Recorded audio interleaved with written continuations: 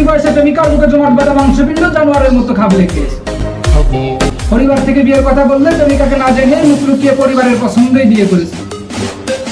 আর বিয়ের পরে যখন জানতে পারলে তোমার মতো একজন কাপুরুষের ছোঁয়া তোমার বউয়ের শরীরে আছে, তখন তুমি তোমার পবিত্রতার মাপকাঠিতে ফেল করে তাকে ডিভোর্স লেটার হাতে ধরিয়ে তার বাপের বাড়ি পাঠিয়ে দিলে।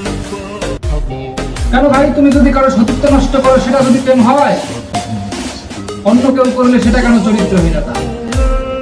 পাপ কি কারো মুখ দেখে বদলায়, নাকি তোমার মতো কাপুরুষদের জন্য সব পাপ বৈধ হয়ে যায়?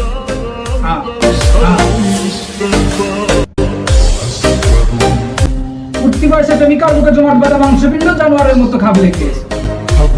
পরিবার থেকে বিয়ের কথা বললে প্রেমিকাকে না জেনে মুখ লুকিয়ে পরিবারের পছন্দই বিয়ে করেছে।